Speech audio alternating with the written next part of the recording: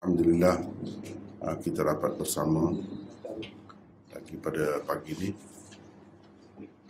Dan seperti pengerusi kata tadi, hari ini adalah bab terakhir dan hadis terakhir dalam nota ni, nota ke-13. Bab terakhir dalam nota ni ialah bab ke-72 dengan hadis 719. Bab iqbalil imam 'ala an-nas 'inda tasbiyatis sufuf. Bab imam menghadap ke arah makmum ketika meluruskan saf. Wa bihi qala haddatsana Ahmad bin Abi Raja' qala haddatsana Muawiyah bin Amr قال حدثنا زائدة بن قدامة قال حدثنا حميد الطويل قال حدثنا أنس بن مالك قال أقيمت الصلاة فأقبل علينا رسول الله صلى الله عليه وسلم بوجهه فقال أقيموا صفوفكم وتراصوا فإني أراكم من وراء ظهري. Imam Bukhari berkata, Ahmad ibnu Abi Raja' meriwayatkan kepada kami. Katanya Muawiyah bin Amr meriwayatkan kepada kami. Katanya Zaidah bin Qudamah meriwayatkan kepada kami. Katanya Humaid At-Tawil meriwayatkan kepada kami. Katanya Anas bin Malik meriwayatkan kepada kami. Katanya pernah ketika diiqamahkan untuk salat, Rasulullah sallallahu alaihi wasallam menghadapkan mukanya kepada kami seraya bersabda, jagalah saf-saf kamu dan berbarislah dengan betul. Maksudnya rapat-rapat. Sesungguhnya aku nampak kamu dari balik belakangku. Itulah hadis, satu hadis saja di bawah bab ke-72 ini. Tajuk bab itu iqbalil imam 'ala an-nas 'inda taswiyatis sufuf. Apa maksud Imam Bukhari mengadakan tajuk bab ni? Kita ada nota 1555. Maksud tajuk bab ini diadakan ialah untuk mengajar bagaimana caranya membetul dan meluruskan saf-saf, dan siapa pula orang yang paling bertanggungjawab terhadapnya. Melalui tajuk bab ini, Imam Bukhari menyatakan bahawa orang yang paling bertanggungjawab terhadapnya ialah imam. Itulah yang dapat anda saksikan pada hadis Rasulullah sallallahu alaihi wasallam di bawah bab ini. Imam mestilah terlebih dahulu memastikan saf-saf para jamaah di belakangnya telah betul dan lurus sebelum ia bertakbiratul ihram. Rasulullah sallallahu alaihi wasallam sendiri telah menghadapkan mukanya ke arah para jamaah sebelum baginda memulakan salat.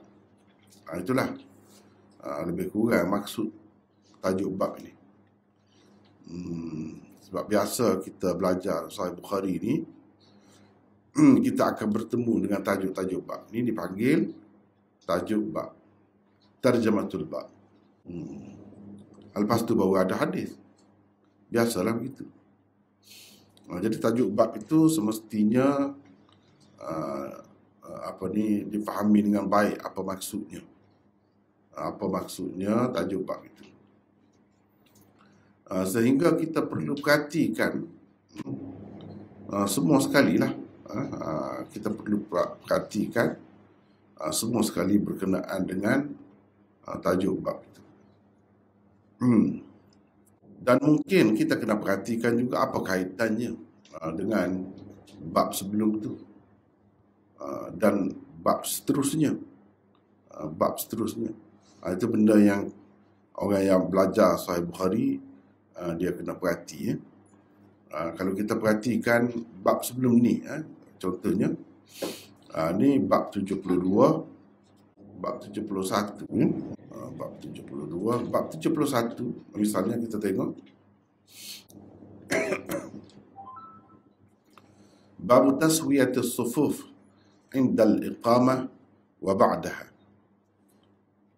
Bab meluruskan saf-saf ketika di iqamah dan seterusnya dan sesudahnya. Jadi kalau kita perhati di sini meluruskan saf-saf, siapa yang meluruskan? Semualah, makmum maksudnya. Imam Bukhari buat bab berasingan. Ini peranan makmum, membetulkan atau meluruskan saf-saf. Mereka duduk di belakang imam tu kena masing-masingnya betul lah. Bila ketika iqamah lagi, pada masa tu pun kena betul, kena luruskan. Selepasnya juga, itu kita telah bincang dah panjang dah sebelum ni tentang tajuk bab, apa maksudnya tajuk bab ini. Bahkan di situ ada empat pandangan ulama tentang tujuan Imam Bukhari mengadakan tajuk bab itu. Ni kita dah, itu tak, saya tidak nak baca semua. Cumanya salah satu yang saya sebut ni di sini, ni nombor 4 ni. Ini pada pengamatan saya lah. Bagi saya, Imam Bukhari nak kritik satu imam ataupun satu golongan yang mana amalan merekanya ialah ketika iqamat tu belum habis lagi, imam sudah mula dah bertakbiratul ihram. Ni kan, selain untuk menyatakan masa imam memperbetulkan para makmum dalam saf-saf masing-masing dan menyatakan kepentingannya, Imam Bukhari juga bermaksud mengkritik pendapat golongan Hanafiyah yang mengatakan imam bertakbiratul ihram ketika muazzin mengucapkan qad qamatis salah. Yani ketika dia duduk qamat lagi lah, iqamat lagi. Kalau itulah masanya imam bertakbiratul ihram, bagaimana ia dapat memperbetulkan saf-saf selepas selesai diiqamatkan? Ketika itu iqamat belum lagi selesai. Sedangkan dalam hadis di bawah bab ni, lepas tu Nabi luruskan, Nabi betulkan saf tu. Lepas tu tajuknya pun kamu betul, tak habis lagi duduk betul tu, imam tu sudah mula dah takbir. Itu nampak bercanggah lah. Apalagi kalau kita tengok tajuk hari ni. Tajuk hari ni jelas kita tengok tajuk 72, imam menghadap ke arah makmum. Ini jelas menunjukkan imam belum lagi bertakbiratul ihram ketika muazzin tu iqamat. Sebab dalam hadis disebut bila selesai iqamat, Nabi SAW menghadap kepada kami. Menghadap ni maknanya membelakangi kiblat lah. Kalau dia sudah mula bersembahyang, macam mana menghadap? Membelakangi kiblat, tak usah lah sembahyang dia. Imam Bukhari nak menarik perhatian. Mana dia kritik lah tu. Tapi dia tak sebut, Imam Bukhari ni cara dia tak sebut siapa yang dia kritik. Dia kena orang yang baca tu pandai-pandai lah. Faham sendiri lah. Itu cara dia. Sebab kita kena tahu sikap ataupun tabiat dia, cara dia, jiwa dia, cita rasa dia, dia tidak sama dengan orang lain. Masing-masing lah. Orang ni tak sama kan. Kalau Imam Bukhari ni dia kritik orang pun dia halus sangat. Kalau dia kata pun tidak berat. Jadi sehingga ulama-ulama hadis ni faham kalau dia kata setara ni tu kira berat dah tu. Dia tak akan kata berat. Berat-berat sangat. Seperti orang lain. Kalau setara ni dia kata tu mana berat. Berat benar. Sama dengan kalau orang kata begini. Berat tu. Itu ulama faham. Begitu juga dengan kalau dia nak kritik seseorang itu termasuk dalam adab lah. Dia nak jaga hati. Tapi jaga hati pun takkanlah sampai tak sebut. Takkanlah sampai tak tegur dengan apa cara pun. Kira-kiranya kalau orang biasa tak faham, orang yang cerdik-cerdik akan faham lah kira-kiranya. Misalnya tadi kan, tajuk dalam tajuk 71 tu saya dah kemukakan beberapa pandangan tentang maksud Imam Bukhari mengadakan bab tu. Dia nak kritik lah. Sebab ada satu golongan, mungkin kita tak tahulah sebab kita di sini tak pernah tengok gitu kan. Tak pernah tengok. Tapi kalau orang yang duduk dalam masyarakat yang Islam yang pakai mazhab Hanafi, dia akan tengok. Saya sendiri biasa tengok. Saya sendiri tengok memang gitu, memang betul. Jadi Imam Bukhari kritik bukan tak ada orang, tak ada golongan yang buat macam tu. Ada. Iaitu golongan Hanafi. Maksud dia kalau lah betul pendirian kamu, pendapat kamu, pegangan kamu tu, dia akan jadi bercanggah dengan hadis ni. Sedangkan kita tak boleh bercanggah dengan hadis. Kita orang Islam ni tak kira mazhab mana-mana pun mesti kena sesuai dengan hadis, kena utamakan hadis. Begitu. Jadi ni hadis ni jelas.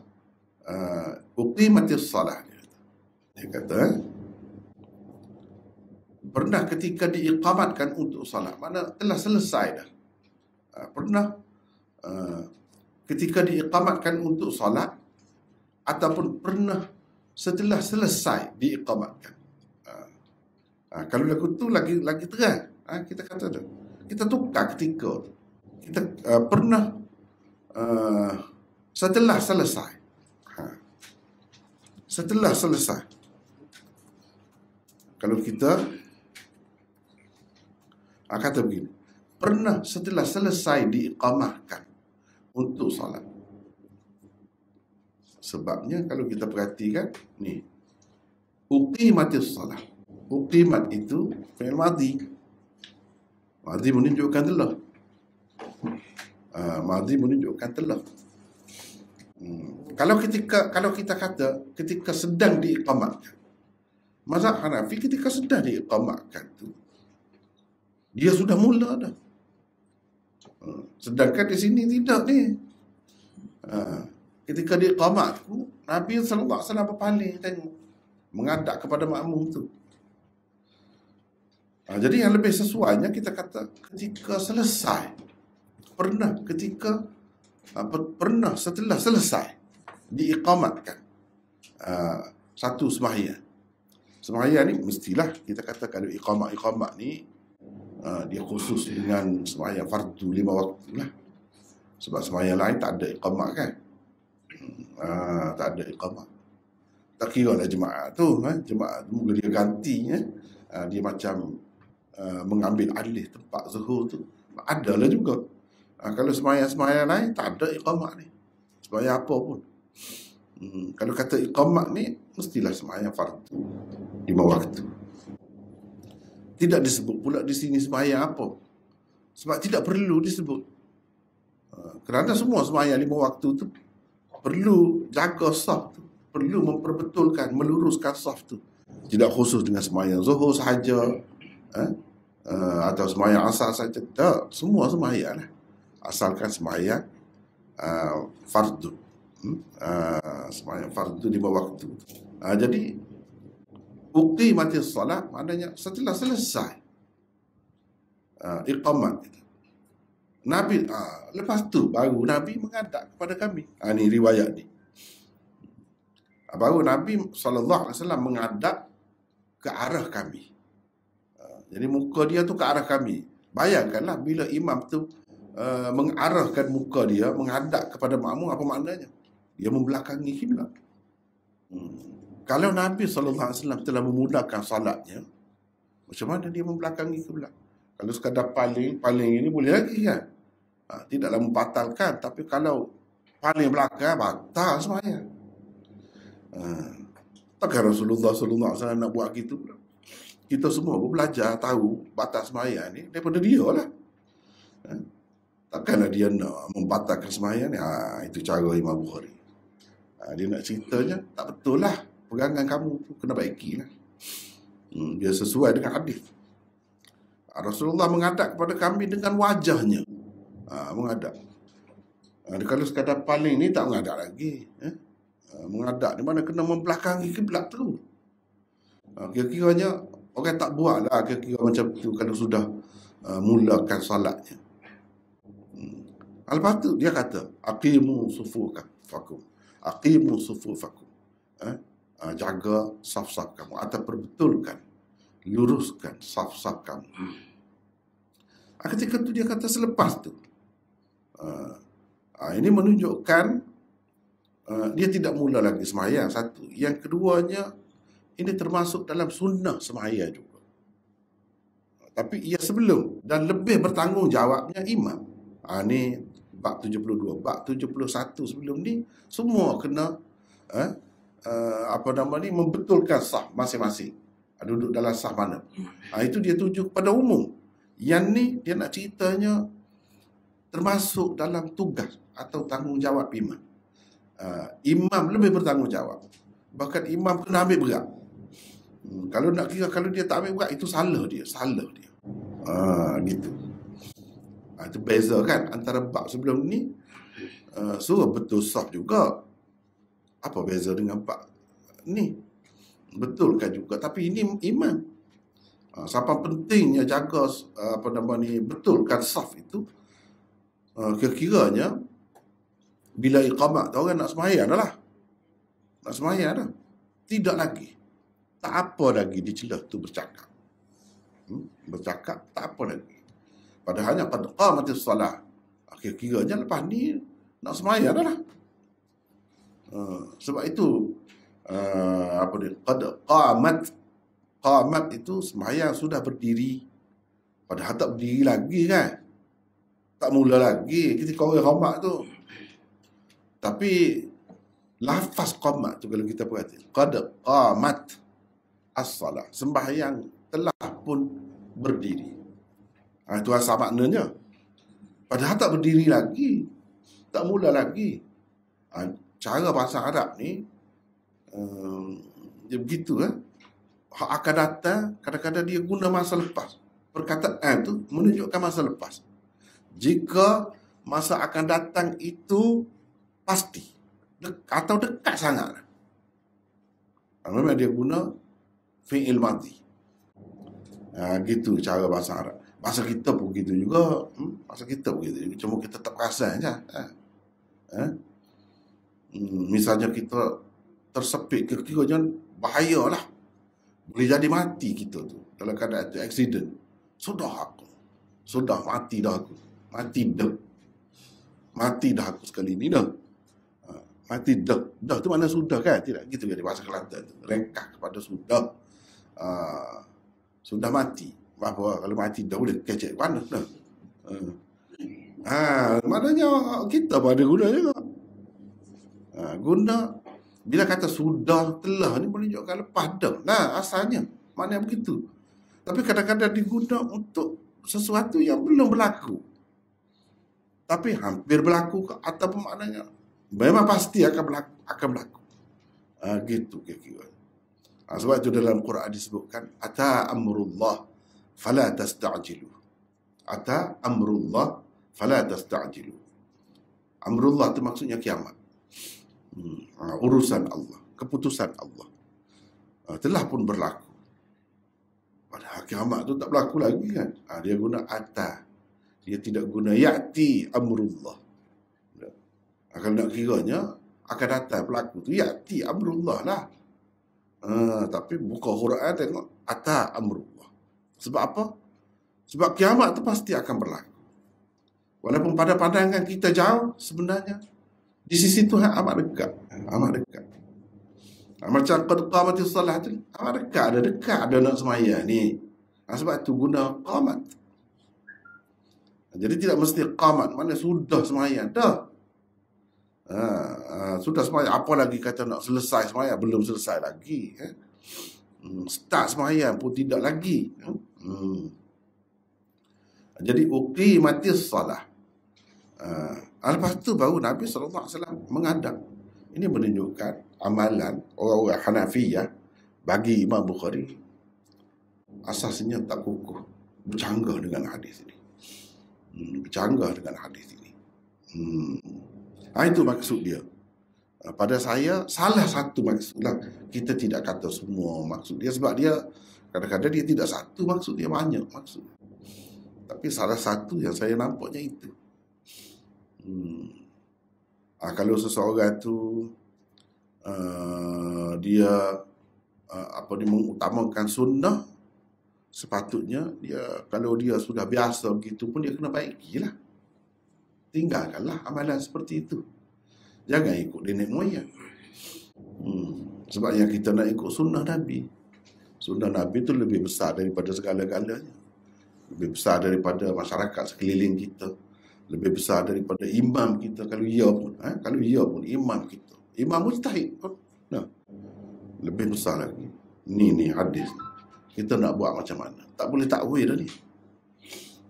Tak boleh takwil dah ni. Jelas gitu. Jadi menghadap ke arah makmum. Mestinya membelakangi kiblat. Lepas tu bercakap-cakap lagi. Menunjukkan boleh. Ini bercakap ni ada kaitan dengan solat tu, kesempurnaan solat kita tu, betulkan saf tu. Tapi bukanlah bermakna itu saja kita boleh bercakap. Cakap benda lain pun boleh. Cuma kurang molek lah. Kurang molek. Ini bercakap ni perkara yang ada kebaikan, ada kena-mengena dengan kesempurnaan sembahyang. Jadi dibolehkan lah. Dibolehkan. Dan bahkan Nabi SAW buat begitu. Okey. Itu satu perkara ya.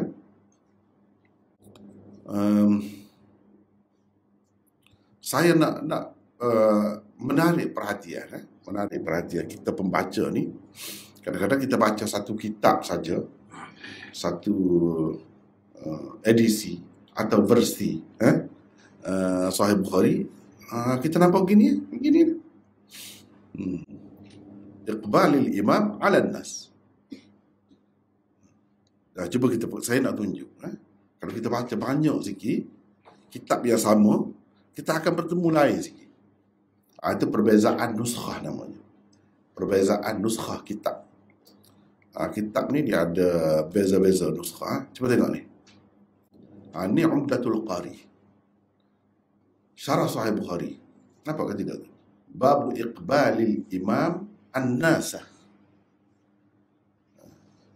Apa bezanya dengan yang ni? Babu iqbalil imam ala nas, ada ala. Antara dua kitab ni kan. Yang ni ada ala, yang ni tak ada ala. Sebelum an-nas tu tak ada ala. Kan? Mana yang betul? Betul kedua. Betul kedua-duanya. Cuma kalau mengambil kira hadis di bawah bab ni, ia lebih sesuai dengan yang ni, yang ada alat. Nampak ke tidak? Sebab apa? Ni kalau orang yang belajar lah, kalau tak belajar tu susah sikit kan. Kita cerita pun dia tak faham apa pula ni. Saat ni faham pula, saat faham dah. Ni tak faham pula. Ni mengaji ni fa'aqbala ni sebab perkataan kedua. Tu nampak tu dah. Dua. Fa tu satu. Fa tu suku. Aqbala tu suku. Kalau orang mengaji dia tahu lah. Jadi aqbala itu fi'il madhi orang panggil. Ni dalam tajuk ni iqbal ni masdar dia. Mula-mula tu kalau kita bicara benda-benda lagu tu tak mengaji, tak ada asal rasul, susahlah. Jadi Imam Bukhari sebut iqbal ni dia ambil mana? Dia ambil daripada fa'aqbala ni lah. Sebab aqbala yuqbilu iqbalan. Itu masdar. Ni iqbal ini masdar kepada aqbala. Imam Bukhari ambil sinilah. Baik. Iqbalil imam ala nas. Aqbala Rasulullah alaina. Aqbala alaina. Ada ala kan? Selepas aqbala tu. Jadi selepas iqbal ni sepatutnya ada ala lah juga. Sebab di sini ada ala juga. Kalau nak kira berdasarkan hadis, lebih sesuai tajuk ni. Betul, memang ada nuskah Sahih Bukhari seperti ini. Memang ada. Tapi mana yang lebih sesuai? Lebih dekat dengan lafaz hadis.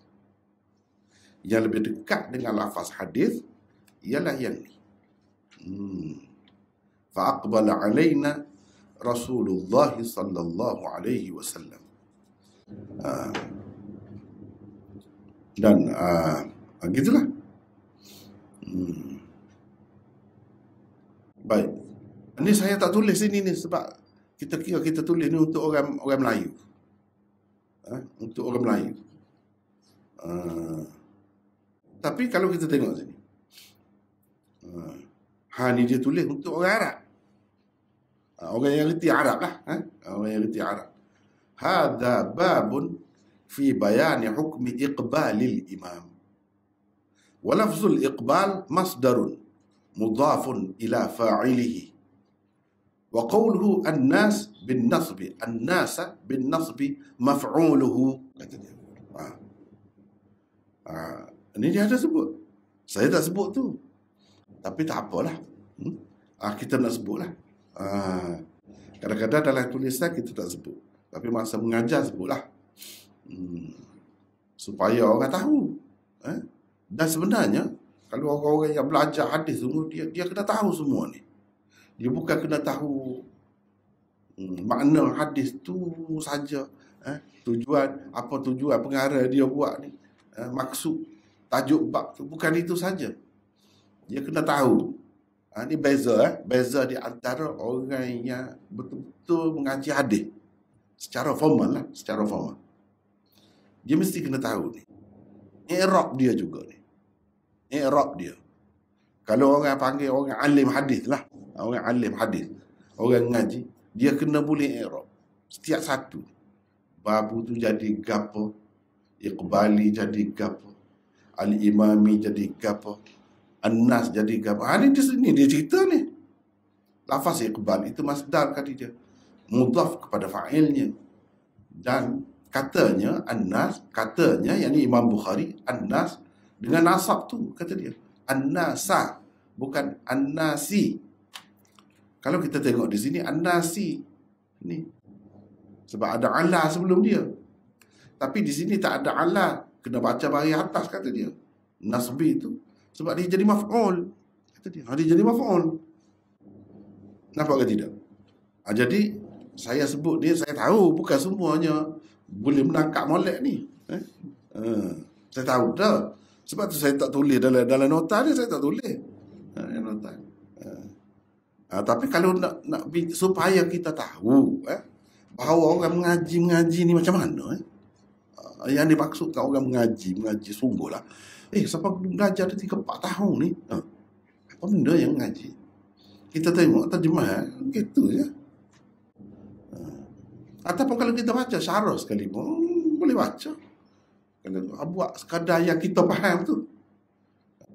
Macam mana Ustaz Mat? Ustaz Mat ni orang ngaji pondok. Agak-agaknya dia boleh tu. Tapi kalau secara dalam lagi tu. Hari ni sejam ni Kita nak bincang ni, tak habis, tak ada baca hadis ni. Tapi kita mari ni nak dengar hadis kan, nak bincang hadis. Jadi lari daripada tajuk pula lah. Sebahagiannya nak payah, barang payah ni berlaku ni. Kita kata ni jadi fa'il kata. Ni masdar ni lafaz iqbal di sini jadi fa'il. Mudhaf kepada fa'ilnya kata dia. Maknanya al-imam ni fa'il ni. Kita kata kita mengaji fa'il ni marfu'. Kan fa'il ni saya marfu'. Kalau orang belajar jurumiyah tak payah tinggi-tinggi kan. Belajar jurumiyah dia tahu dah duduk fa'il ni babu marfu'atil asma. Ba isim marfu' ni. Lepas tu apa bagi bawah? Marfu' ni tak ada bagi bawah. Tak ada alamat rafu' ni bagi bawah. Alamat rafu' ni ada pak. Kalau dalam kitab nahu, dalam hafaz tu tak ada bagi bawah. Bagaimana kita kata fa'il ni bagi bawah pula? Itu benda dia sebut ni. Ni mudhaf kepada fa'ilnya. Maknanya al-imam tu jadi fa'il lah. Sebab yang mengadap tu siapa? Yang mengadap imam. Jadi imam itulah yang melakukan perbuatan mengadap tu. Makmum memanglah dia menghadap ke kiblat dah. Dia tidak paling ke belakang. Imam tu setelah menghadap kiblat dia paling pusing. Mana imam tu melakukan perbuatan menghadap tu. Fa'il lah orang panggil. Pelaku tu dalam bahasa Arab dia panggil fa'il. Apa menghadap? Ada orang yang dihadap. Yang dihadap tu orang panggil maf'ul. Maf'ul hukumnya mansub. Nasab. Alamat nasabnya fathah ni. An-nasa. Sebab itu an-nasa. Sebab itu an-nasa. Kenapa dia an-nasa? Sebab dia jadi maf'ul. Maf'ul mansub lah. Tapi soalnya kenapa imam? Apa ni imam ni yang jadi fa'il ni bagi bawah pula? Kalau hak mengaji lama-lama dia terlupa dah ni. Saya rasa lah. Lama-lama tak biasa tak main dengan kitab semua. Terlupa dah. Benda-benda lagu ni. Dia ingat paling-paling ingat asah je. Fa'il itu marfu'. Soalnya apa? Fa'il tidak marfu' di sini. Inilah orang panggil rafu' pada mahal. Rafu' pada mahal. Rafu' pada tempat. Pada lafaz dia. Pada tempat. Ini tempat rafu' sebab fa'il. Fa'il marfu' lah. Macam mana tidak marfu' di sini? Rafu' juga, tapi rafu' pada tempat. Tempat rafu'. Kenapa dia tidak rafu'? Sebab kuat pengaruh. Itu panjang cerita lah. Kuat pengaruh mudhaf tu. Iqbal tu nak dia tu bagi bawah. Tu lebih kuat lagi. Lebih kuat lagi. Lepas tu dia kata, ni lafaz iqbal tu masdar. Dia idhafah kepada fa'il. Bapanya ayat gitu. Sebab gini, kadang-kadang masdar ni dia bukan idhafah kepada fa'il. Dia idhafah kepada maf'ul. Dia idhafah kepada maf'ul. Panjang. Dah. Sehingga jangan kita kata apa faedah duduk faham benda gini. Jangan. Sebab ni lah jadi khilaf pendapat ulama tu. Sebab ni. Sebab kalau saya baca terus metak 15 minit habis, 10 minit habis, dapat kesah hadis kan. Saya bukan apa nak menimbulkan kesedaran. Sekarang tak ni peserta-peserta kita tak tahu pun. Sekarang dia tak, payah kat lah. Patut orang ngaji lama. Patut tidak semua orang boleh. Banyak perkara ni. Apa boleh pun, ada boleh peringkat ni, ada lebih lagi, ada. Wa fawqa kulli dhi ilmin alim. Susuknya Tuhan. Tak ada dah atas tu lebih dahulunya. Tapi kalau manusia ni ada banyak peringkat. Sekolah pun kita tengok. Sekolah tadika, sekolah rendah, sekolah menengah. Lepas tu begitulah juga. Ni pun. Dia banyak peringkat. Susah. Jangan ingat main-main. Jadi, baik. Sekarang ni saya nak cari contoh. Saya contoh senang. Saya ambil kitab. Ni dalam ni puluh ribu kitab ni. Nampak begitu ya, tidak semua sampai itu dah. Ni dalam ni 10,000 kitab. Tak apalah. Saya naknya kita tulis sikit lah. Dia tolong cari. Itu mudahnya. Jumpa selalu. Banyak pula tu. Ni Imam Bukhari. Imam Bukhari buat tajuk babu akli kulli dhi nabin minas sibah. Saya nak ayatnya, kalau orang cakap faham benda tadi tu, dia pergi mana pun dia akan cakap faham tu. Kalau tak faham tu tak akan faham. Tak akan faham. Ni hadisnya. Nahan Nabi sallallahu alaihi wasallam an akli kulli dhi nabin minas sabah. Banyak ni tak habis lagi cari ni. Mungkin tak ni. Banyaklah. Cuma kita ambil Bukhari. Kita ambil Bukhari juga. Jadi di sini, saya nak cerita ni. Akli ni.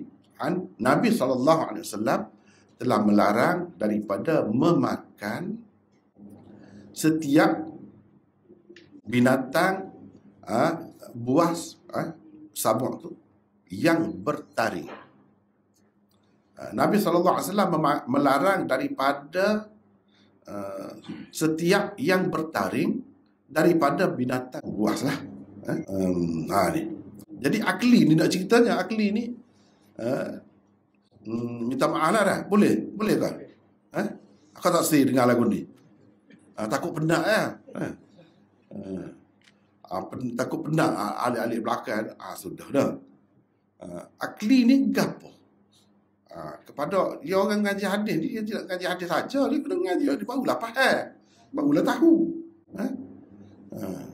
Akli ni dia kena tahu, dia kata apa ni akli ni. Inilah masdar lah, seperti Iqbal tadi lah. Ni Iqbal ni masdar. Ini masdar. Akli masdar juga.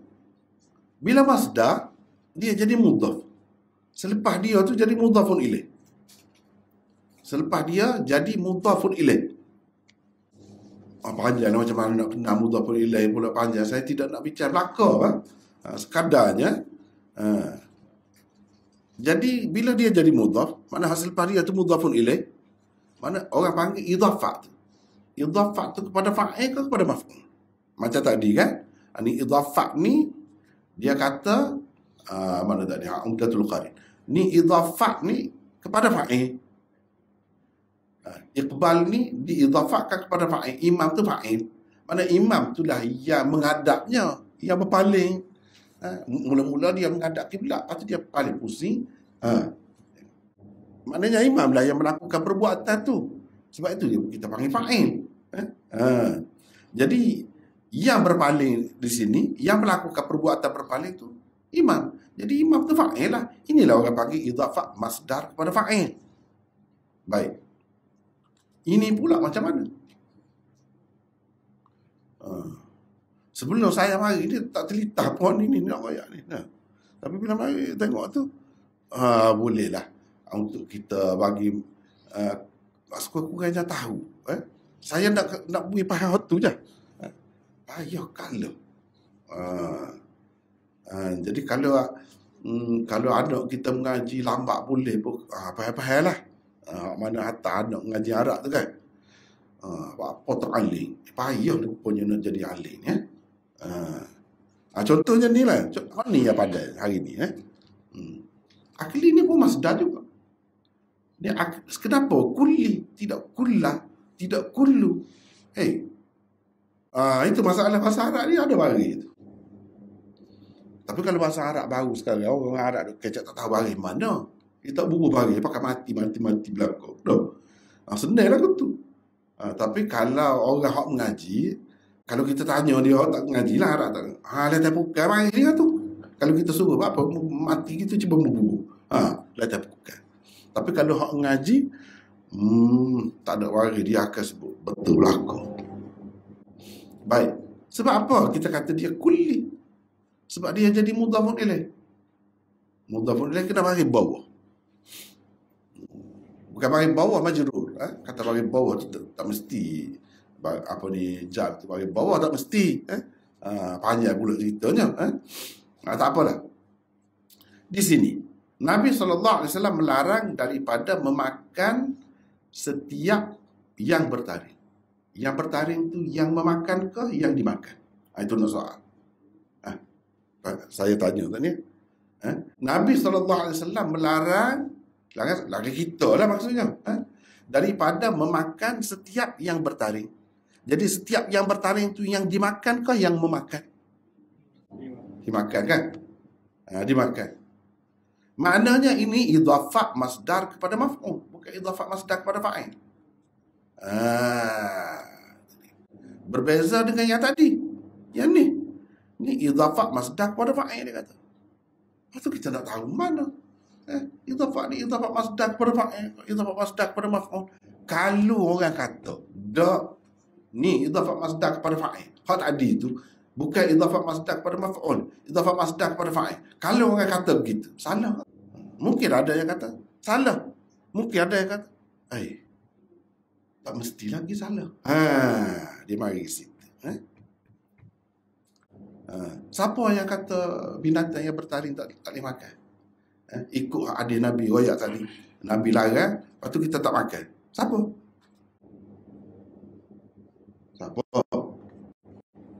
Orang mazhab mana? Mazhab Syafi'i lah. Siapa dia di antara kita makan binatang tadi? Mana tadi? Banyak binatang itu. Kambing tu, tu. Kuat. Lepas tu,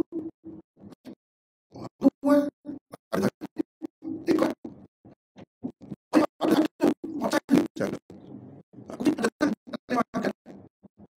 Mana Nabi larang kita daripada makan setiap semua ada tari. Kuli itu pada setiap. Semua lah maksudnya. Ada tari.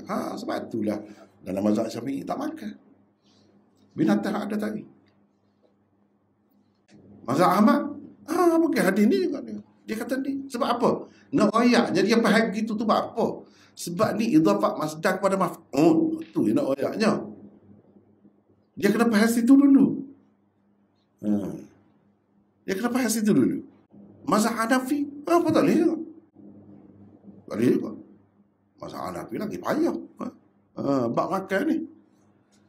Bab makan ni lagi payah dia. Kalau dalam air tu, ikan.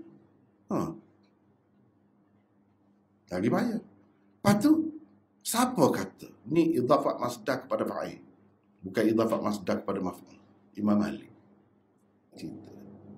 Jangan nampak begitu je. Salah ke dia kata? Bahkan kalau orang perhati betul kan, hak dia tu lebih dekat. Sebab tu mazhab Imam Malik tak apa ada taring tu.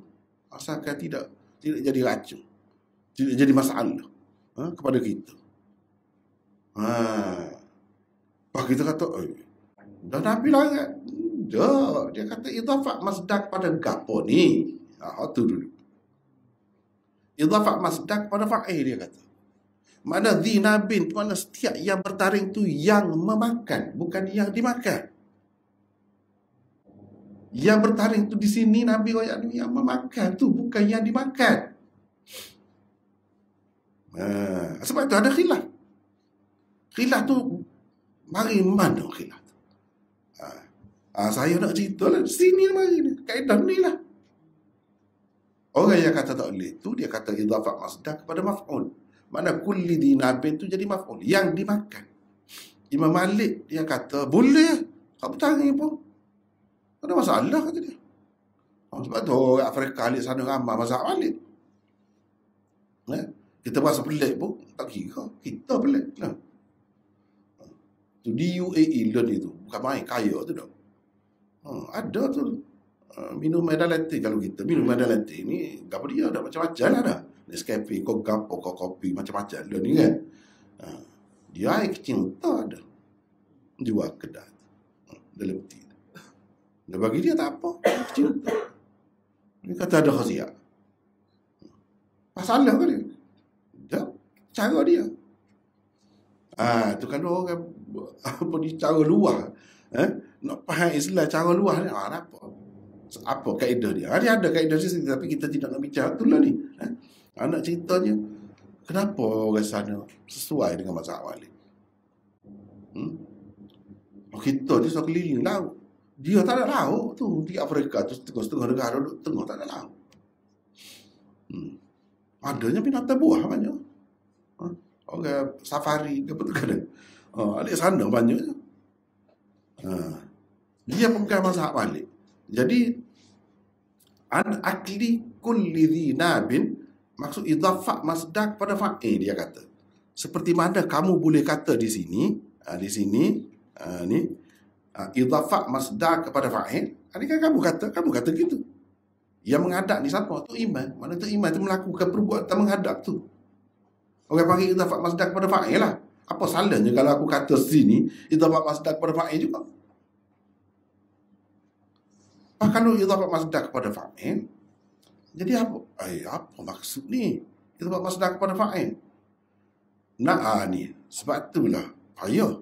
Memang payah. Nahan Nabi sallallahu alaihi wasallam an akli kulli dhi nabin, an ma'kul kulli dhi nabin. Saya awak mari ni sebentar.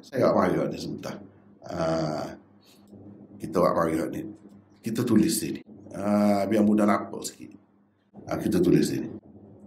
Mudah nampak sekarang ni kan. Nahan Nabi sallallahu alaihi wasallam, Nabi sallallahu alaihi wasallam melarang daripada bukan makan. Dia tidak terjemah begitu. Akli ini dengan makna makul. Akli ay makul. Gini ya.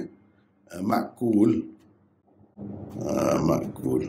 Nabi SAW melarang daripada apa yang dimakan oleh yang bertaring, binatang yang bertaring. Jadi oleh yang bertaring ni yang memakan. Yang dimakan tu apa-apalah. Kijang kah, rusa kah, asalnya kita boleh makan.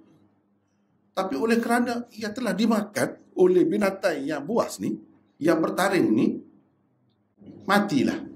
Bolehkah kita ambil makan? Tak boleh. Padahal asalnya halal kepada kita. Kijang kah, pelandu kah, rusa kah. Nabi tak boleh makan hak macam tu. Kecuali kamu sempat sembelih. Katakanlah kita pergi dalam hutan, rima terkam, kita kata rusa lah. Lepas tu kita pun tembak ke atas, kita tembak dengan senapan kita tembak. Dia pun takut lari. Jadi waktu rebah dah kita hunggar pergi, kita pun dah semula. Boleh makan. Walaupun telah digigit oleh binatang buas. Boleh makan. Hak tak bolehnya macam mana? Kalau telah digigit oleh binatang tu, lepas tu dia mati dengan gigitan. Sama ada mati situ, dia makan dah, kita pergi, kita tembak. Dia makan dah sebahagian. Kita pun ambil itu. Sebab kalau tidak orang Islam, mungkin dia boleh buat. Dia boleh buat, kita apa masalahnya? Tidak jadi racun bekas makan. Seperti ulat lah dalam buah kita makan. Kita buah ulat, kita makan lah. Mana ada. Gitu lah. Tapi orang Islam tak boleh. Dia kena sembelih. Kalau tak sembelih, tak boleh. Kecuali kalau buru lah. Lepaskan anjing buruan misalnya. Anjing, kita pun bismillah wallahu akbar. Yang tu aku nak tu. Warna sekian-sekian. Dia pun kita kah tu. Tidak pun kita kah lain. Anjing kita. Kita tak ada sembelih.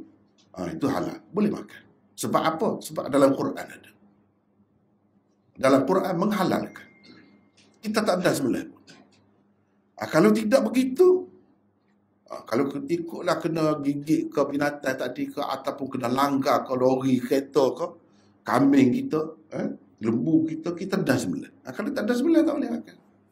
Bukan masalah binatang bertaring saja. Kena langgar ke lori pun, kalau kita tak ada sembelih, tak boleh makan. Lepas tu seekor saja. Tak lihat. Itu kita orang Islam terikat dengan halal haram. Kita kena tahu macam mana hak halal, macam mana hak haram. Ni kalau macam ni, makul kulli dinabin. Itu yang dilarang oleh Nabi. Bukan yang bertaring itu sendiri. Yang dilarang makannya. Yang dilarang makan ni binatang yang dimakan oleh binatang yang bertaring. Itu. Apa? Itu yang tak boleh. Sekarang ni kita tak ada taring kan? Adalah taring. Nama je taringnya kan? Kita pun makan daging tu kekoh tu. Bubur dalam pinggan balik dah. Muka besar daging tu dah. Orang lain pun makan kekoh pula tempat tadi. Tak boleh. Boleh. Sebab kita tidak bertaring. Tak ada masalah pun. Boleh. Hak bertaring tak boleh. Tapi kalau hak bertaring tu setelah kita sembelih dah, lain tak apa pula. Masalahnya kena sembelih dulu. Kalau hak bertaring pun, kalau kita dah sembelih, kalau binatang makan, ni gula kita besar, dia mari kekok.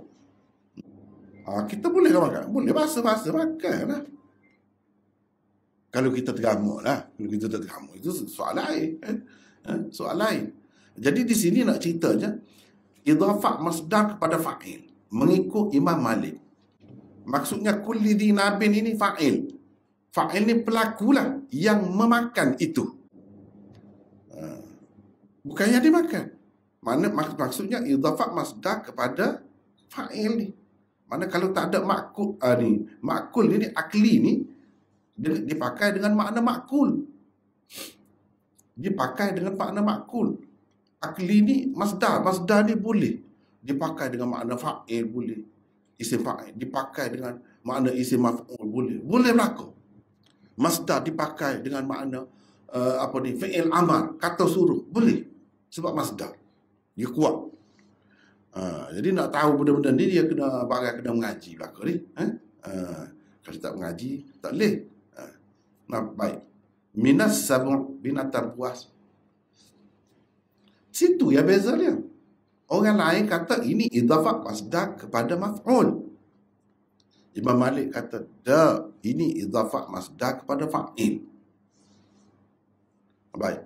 Sekarang ni kalau orang tak mengaji dia berhenti sekat tu ya. Kalau orang ngaji, kita nak tahu. Kalau tanya saya lah, hak mana dari segi hujah lebih kuat? Hak mana? Bagi saya hak Malik tu lebih kuat tu. Sebab dia sesuai dengan Quran. Kita nak tahu kuat tak kuat ni macam mana? Sesuai ke tidak dengan Quran? Hak mana lebih sesuai dengan Quran? Gitu. Baik, saya nak tunjuk. Saya nak tunjuk kan. Ini dalam Quran. Kita ambil sini juga. Mudah lah ni.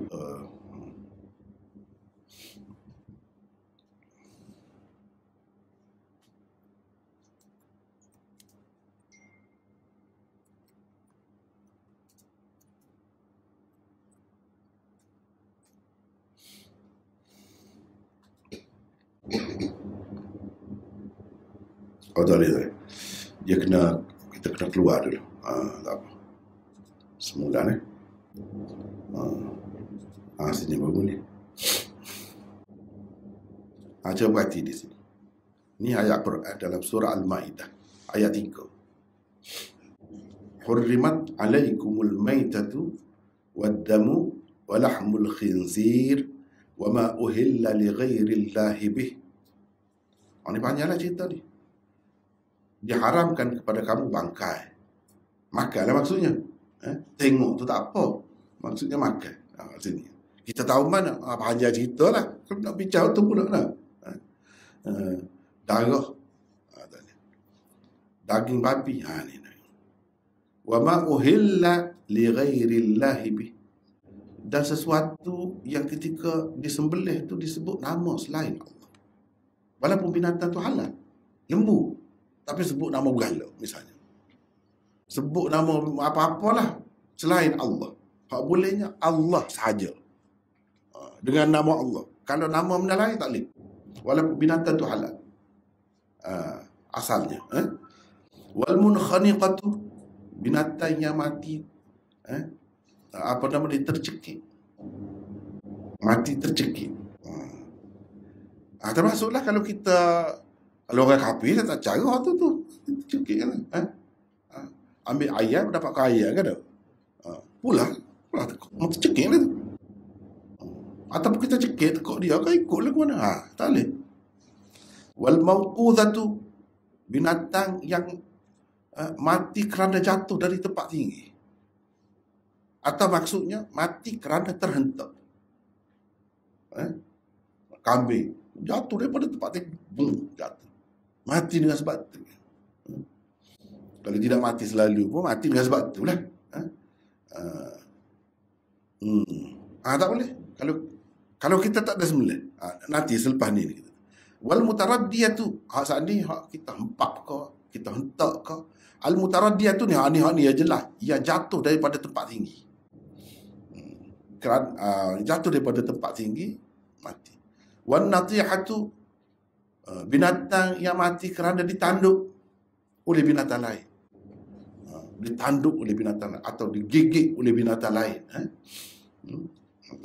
Wa ma akalas sab'u, cuba tengok ni. Dan binatang yang dimakan oleh binatang buas. Binatang buas tu yang memakankah yang dimakan dalam ayat ni? Yang memakan kan? Jadi dalam hadis tadi kita tengok sini sabuk ni ada sebut di sabuk. Jadi sabuk ni maksud di sini kalau sesuai dengan Quran, tengok Quran, yang memakan ke yang dimakan. Kalau kita kata kulli dinabin, yang bertaring ni yang dimakan, maksudnya di sini sabuk ni yang dimakan lah. Kalau kita kata kulli dinabin ini yang memakan, mana sabuk ni yang memakan. Baik, kalau kita tengok Quran ini, yang memakan tu apa? Sabuk. Yang tidak boleh kita makan, diharamkan kepada kita memakan apa yang telah dimakan oleh binatang buas. Sebab tu Imam Malik kata binatang yang dimakan oleh binatang buas, itu yang kita tak boleh makannya. Apa? Binatang yang dimakan oleh ni, cuba tengok. Ma'akalas sab'u, apa yang binatang yang dimakan oleh binatang buas. Sebab ni duk cerita ni pasal binatang ni yang benda yang hidup ni, yang kita kena sembelih lah. Illa ma dhakkaitum, kecuali yang kamu sempat sembelih. Inilah cerita. Walaupun dia dimakan oleh, kita kata rimau tadi, bila kita tembak tu dia lari, gelepar lah. Usul tu kita pergi sembelih. Kita sempat sembelih. Walaupun bekas kena kekal lah, kita kata ke rimau tu, tak jadi masalah. Kita boleh makan. Sebab Tuhan kecuali yang kamu sembelih. Mana maksudnya yang tak boleh tu, yang kamu tak ada sembelih lah. Dia mati dah. Kalau orang kafir dia boleh makan saja. Yang pentingnya nak kena mati ya, ikut apa cara pun. Kalau kita tidak mati dengan sebab lain pun tak kisah. Tadi dia hidup, kita tengok hidup tadi. Bila diterkam oleh rimau tu, rebah tu patah tu kok mati. Boleh kita makan? Tak boleh. Ni. Jadi maksudnya yang dimakan oleh binatang buas tu. Kalau kira dalam Quran ni, dilarang kita memakan, haram kepada kita ialah memakan apa yang dimakan oleh binatang buas. Binatang buas tu yang memakan, bukan yang dimakan. Ceritanya. Gitu. Tapi jumhur ulama mengatakan dalam hadis ni idhafah masdar kepada fa'il. Kulli dinabin yang memakan. Maknanya binatang yang bertaring tu sendiri tu kita tak boleh makan. Walaupun kita sembelih. Maksudnya, walaupun kita sembelih, tak boleh makan. Binatang yang bertaring itu sendiri tak bolehnya. Tetapi kalau kita perhati pendapat Imam Malik, dia kata ni bukan nak cerita binatang yang bertaring tu boleh makan ke tak boleh makan. Nak ceritanya binatang yang dimakan oleh dia tu, kita boleh makan ke tidak? Gitu. Dia kata. Jadi bukan nak cerita pasal binatang yang bertaring. Binatang yang bertaring, kita tak boleh ambil hadis ni buat dalil bahawa binatang yang bertaring tu tak boleh dimakan. Tak boleh, kata dia. Sebab apa? Ini idhafah masdar kepada maf'ul. Ini yang sesuai dengan Quran. Quran kata binatang yang dimakan oleh binatang buas kayak talinya, itu yang diharamkan kepada kamu je. Ni. Jadi hak mana? Idafah masdar kepada fa'il ke idafah masdar kepada maf'ul? Yang lebih sesuai dengan Quran. Apa payah tu? Tapi nak ceritanya imam mazhab khilaf tu sebab inilah idafah masdar ni kepada gapo. Di situ kita, maknanya imam-imam dia pandai sangat ilmu nahwu. Memang. Kalau tidak tak boleh jadi imam. Ini alasan dia. Sebab apa yang dia kata gitu? Dia tengok Quran juga, dia bukan tengok hadis itu saja. Dia bukan tengok ni. Ini saja. Baik. Saya nak pergi lagi. Nak pergi lagi. Baik, kita kata, pada pandai pula dah. Ta'wil akli ni dengan makul. Pada pandai pula ta'wil. Akli tu memakanlah apa yang dimakan je. Nabi SAW melarang daripada apa yang binatang yang dimakan oleh binatang buas. Jadi maknanya akli ni makna makul. Nahan Nabi SAW an makul, an hayawanin makuli kulli dinabin. Gitu. Ni masdar ni kita takwil dengan makna isim maf'ul. Baik, orang kata Imam Malik pada pandai. Dia takwil. Apa takwil? Tak payah takwil lah. Kalau tak payah takwil, kalau kita tak takwil jadi sebuah ramal lah. Yang dilarang makan tu yang bertaring tu. Bukan binatang yang dimakan oleh yang bertaring. Baik. Kita nak tunjuk ni. Kalau main dengan orang pandai ni susah. Dia boleh jawab lagi. Di sini juga kita boleh bertemu. Apa kita cari dengan cara ni mudah. Ni lah. وَحِلَّ لَكُمْ صَيْدُ الْبَحْرِ وَطَعَامُهُ مَتَاعًا لَكُمْ وَلِلسَّيَّارَةِ وَحُرِّمَ عَلَيْكُمْ صَيْدُ الْبَرِّ مَا دُمْتُمْ حُرُمًا. Dihalalkan bagi kamu berburu di laut. Perburuan laut. Wa ta'amuhu, dan makanannya, makanan laut. Sebagai suatu kesenangan dan kemudahan bagi kamu dan bagi orang yang bermusafir, orang yang lalu lalang. Baik, hak naknya gini, hak naknya sini. Cuba perhati ni. Ni saya ni kira hak mengaji lah, hak sikit sebanyak ustaz-ustaz ni pun ramai juga di kalangan kita ni kan. Kalau hak tidak dalam majlis kita ni pun kemudiannya akan tengok dalam rakaman ni. Bukan sepuluh zaman itu mengajar dah. Majlis tu je ada dalam majlis itu dah. Sekarang ni orang akan tengok pula dalam rakaman. Baik. Yang kita nak bincangnya tadi, idafah masdar kepada fa'il ke kepada maf'ul. Itu ya. Baik. Saidu ni, sada yasidu saidan, masdar. Al-bahri itu apa? Bagi bawah. Sebab dia jadi mudhafun ilaih. Saidu mudhaf, al-bahri mudhafun ilaih. Itu orang panggil idafah masdar. Idafah masdar pada sesuatu lah. Sesuatu tu maf'ul ke atau fa'il. Jadi dihalalkan kepada kamu perbuatan berburu di laut. Di laut ni maksudnya luar, bukan laut masing itu saja. Kalau orang ni cerita ni orang yang pakai ihram, niat nak buat haji atau nak buat umrah, dia boleh ke bila jalan tu lalu tu dia berjala jala ikan, boleh ke tidak? Kan tak boleh kan? Apa nama ni, kita tangkap burung, tangkap apa-apa kan, salah satu kesalahan. Terutamanya kalau tanah haram. Kalau tidak tanah haram, bila pakai ihram tu kita tak boleh buat semua tu. Tuhan kata boleh. Nak mengair kau di situ dah. Mengair. Bila-bila pergi kita ni tak terasa dah. Tunggu geng kapal terbang kan. Orang zaman dulu jalan kaki, nak boleh sapa ke Mekah tu selama mana? Kedai-kedai tak ada. Restoran-restoran tak ada. Jadi putih tengah jalan. Nak igak arnak tak boleh. Sebab binatang darat. Nak igak landak tak boleh. Sebab binatang darat. Ni. Wa hurrima alaikum saydul barri. Diharamkan kepada kamu berburu binatang di darat. Pada ketika itu. Pada ketika pakai ihram tu. Kalau tidak tak apa pun kita boleh pun tangkap apa nama ni landak ke apa ke. Ni ketika pakai ihram tak boleh. Diharamkan kepada kamu. Tapi kalau binatang laut boleh. Dihalalkan. Wahilla lakum saydul bahri. Dihalalkan. Ikutlah apa ke ketam ke udang ke. Boleh berlaku. Tak ada kena bayar fidyah, tak ada kena bayar kafarah, tak ada kena bayar dam, apa tak ada.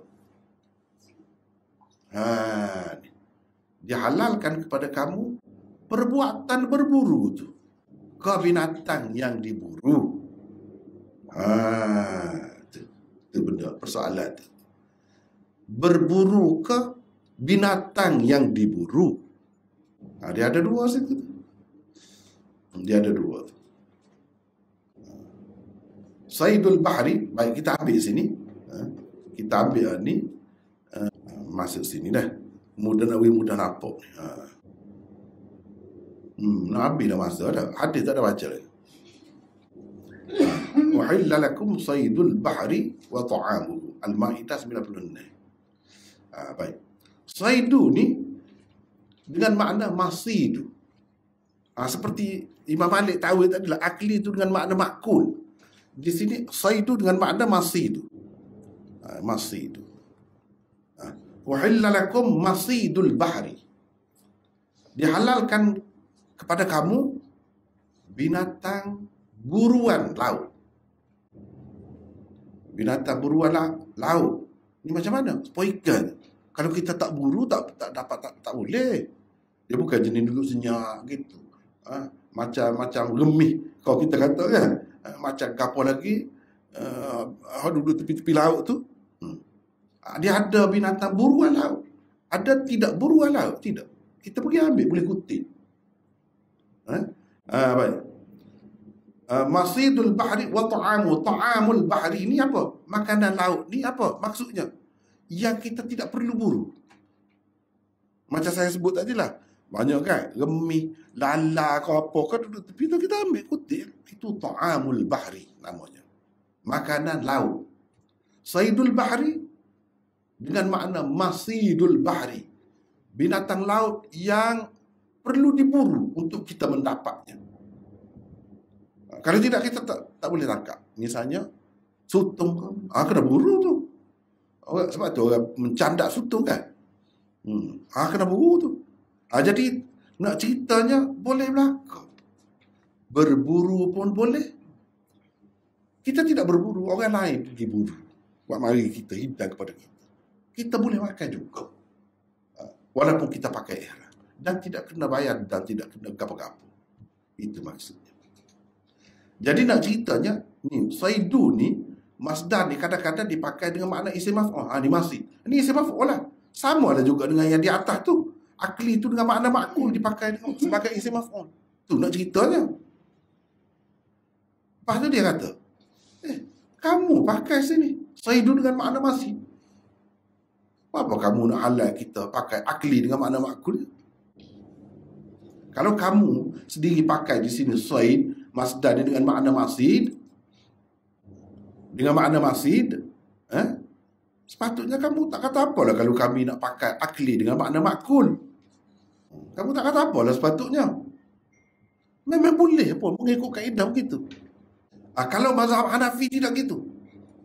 Dia kata, di sini sayd bukan dengan makna masid dah. Sayd dengan makna masdar. Berburu, perbuatan berburu tu dihalalkan kepada kamu. Yang kamu burunya yang boleh makan tu ialah makanan laut yang halal, iaitu apa? Dia kata begitu. Ikan. Itu ta'am dia nya, ta'am laut tu, ikan. Baik kita kata, Ni saidu ni kalau kita pakai masi tu dia luas lah. Sutong pun boleh, ketai pun boleh, udai pun boleh, kena buru belakang tu. Kalau kita pakai saidu dengan makna masi tu. Jumhur ulama pakai saidu dengan makna masi tu tadi. Ni Imam Abu Hanifah tak mahu pakai tu. Dia kata dak. Saidu tu perbuatan berburu tu boleh, tidak salah. Tetapi yang diburu itu hanya satu, ikan. Itu makanan lautnya yang dimaksudkan. Baik, kalau kita kata apa-apanya boleh hak lain. Cuba kamu buat mari Nabi bila makan soto. Cuba mari. Bila Nabi makan ketai? Bila Nabi makan udang? Jelas. Bukti yang jelas. Tak pusing, tak mahu takwil-takwil macam tadi. Said dengan makna masi itu. Bila masi itu, luah lah. Yang kena buru tu banyak lah. Dalam laut tu bukan ikan saja. Dia kata begitu. Jadi ulama ni, kadang-kadang dia jadi khilaf. Kerana benda-benda gini. Kita tak nampak tu. Kita tak nampak tu. Nak ceritanya, kalau kita belajar hadis, kita bahasa Arab kemah, nahwu kemah, lepas tu kita tahu mazhab-mazhab pula, banyak benda kita boleh faham. Baru kita faham, gini, sebab apa dia faham gini? Sebabnya gini. Jadi wa ta'amuhu ni bagi Hanafi ikan saja. Sebab apa? Dia kata ada hadis, uhillat lana maitatan wa daman.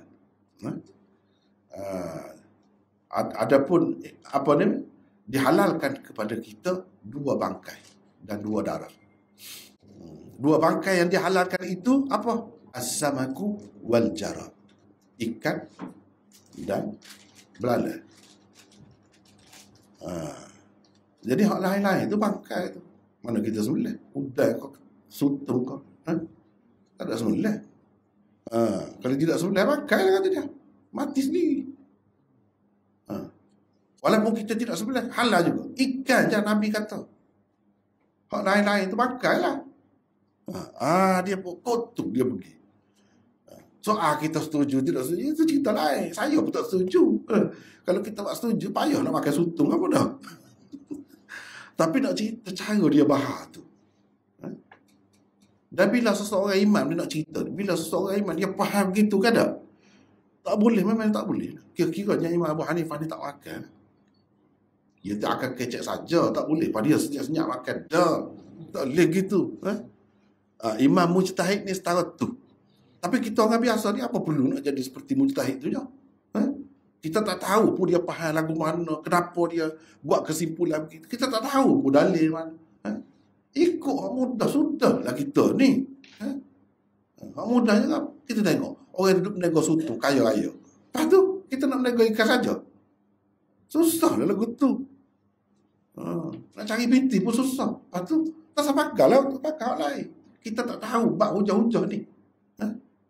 Bak dalil-dalil ni, lagu mana dia ambil mana, dia faham begitu tu sebab apa, kita tak tahu pun. Kalau dia rayak pun kita ternganga juga. Kalau dia cerita pun kita ternganga juga. Contohnya saya serah hari ni, kalau hak tidak mengaji langsung, tak ada asal langsung, peningkatlah. Kau serah lagu mana? Kau serah selesa je.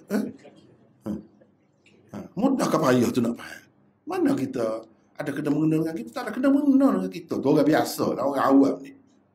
Dengan sebab tu saya kata orang awam ni pilih mana dia berasa selesa. Pilih. Tak ada masalah. Apa duk terikatnya dengan dia.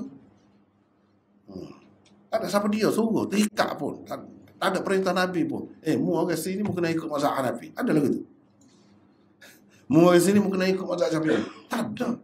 Ini sebab banyak lagi bab lain. Perkara lain. Banyak lagi perkara lain nak cerita. Jadi sebab itulah kata panjang cerita lah, jadi kalau Imam Malik takwil ni akli dengan makna makul, yang dimakan tu binatang yang dimakan oleh binatang yang bertaring itu yang dalam Quran itu sebut haram. Dan dalam hadis ni pun dia tak akan lari daripada Quran. Sesuai dengan Quran. Pendapat yang kuat ialah pendapat yang lebih sesuai dengan Quran. Dalam Quran sebut apa nama binatang buah tu yang memakan, kau yang dimakan. Yang memakan. Bila yang memakan, maksudnya tak ada kena mengena lah dengan dia tu. Bukan sini nak cerita tentang dia tu, nak cerita tentang benda yang dimakan oleh dia tu. Benda tu pun kalau binatang yang perlu sembelih. Untuk cerita bab sembelih ni. Kalau dia makan benda lain, tak apa yang makan kek. No. Sebahagian kek dia makan. No. Binatang taring sana ni makan kek. Oh, kita pun pergi hamba dia lagi. No. Kita pun kerak. Kalau tak tergamuk makan bahagian dia, kena mulut dia tu, kita kerak. Mata mak bagi lagi makan lah. Tak apa tu. Bukan untuk cerita tu ni. Cerita binatang tu. Nak makan binatang. Jadi gitu dah. Baik. Sebagaimana Imam Malik boleh takwil akli ni kepada makul, orang lain takwil juga. Saidu dengan makna masidu. Tadi kita dah ni dihalalkan kepada kamu binatang beruang laut. Memang kalau binatang laut ni ada dua jenis kan. Orang makan tu. Ada yang kena kejar dululah, kena mitah dululah. Kena pukak, kena apa ke dulu. Baru boleh kita kuasai dia. Ada yang tidak. Yang tidak tu ta'am. Dua perkara yang berbeza. Jumhur ulama kata begitulah. Sebab tu dia kata orang lain-lain pun boleh makan juga. Supa remih, supa lala, supa apa, dia boleh makan. Hak tu ta'am, bukan basi. Kita tak perlu buru hak tu. Dia pergi situ. Jadi yang diburu ke atau yang tidak diburu ke, kalau binatang laut ni halal dimakan. Bukan setakat halal itu. Orang yang pakai ihram pun tak apa makan. Dia nak pergi tangkap pun tak apa juga. Hak tak bolehnya, kalau binatang darat. Binatang darat tak boleh lah. Kalau orang yang berihram. Orang yang tidak berihram, tak apa pun. Boleh je. Orang yang tidak berihram nak berburu. Kecuali lah ada peraturan lah. Tak boleh dah. Binatang ni nak pupus dah. Kajian pun tak benar. Itulah yang cerita. Itu tak kepada ulil amri. Ulil amri kata tak boleh. Tak boleh dah. Gitu. Bukan pada asalnya benda tu tak boleh. Gitu. Bukan pada asalnya tak boleh. Kerana sebab-sebab tertentu. Boleh jadi berlaku. Binatang yang halal. Tapi kenapa kita kata kajian ni jahat? Memang benda ni halal. Dalam kita baca, halal. Dia larang pula kita beli. Kita pergi tangkap. Tak boleh kata begitu. Kita hidup bermasyarakat, bernegara. Ada ketua, ada pemimpin. Tak boleh. Sebab dia tak bagi tu ada sebab lah. Bukan saya saja. Dia pun tahu juga halal. Tapi oleh kerana ni mana kita tahu nak pupus ke tidak pupus lah. Kita tak tahu. Dia ada jabatan pertanian, perikanan, jabatan perhutanan, dia tahu lah. Gitu cara. Jadi panjang tau. Panjang tu. Nak cerita, saya dah hari ni bukan apa nak suruh sedar bahawa payah juga. Itulah. Kau suruh mudah lagi. Tak tahu kan setengah muda dah. Tak apa, bagus lah setengah muda. Tapi saya rasa payah kalah dah. Tak apalah, kita reka-reka lah kalau lagu tu nak habis masa ni. Masa habis dah. Ni perawi-perawi kita tak usah baca lah. Perawi-perawi ni baca sendiri lah. Mungkin ada dah nota tu kan. Nabi SAW kata, pernah setelah selesai diiqamahkan untuk salat, Rasulullah SAW menghadapkan mukanya kepada kami seraya bersabda, jagalah saf-saf kamu dan berbarislah dengan betul. Yang dirapat-rapat, sesungguhnya aku nampak kamu dari balik belakangku. 1560. Sabda Nabi SAW ini menunjukkan betapa pentingnya saf-saf dijaga oleh para jemaah di belakang imam. Sehingga keadaan mereka yang betul atau tidak betul, rapat atau tidak rapat dalam saf, ditunjukkan kepada baginda.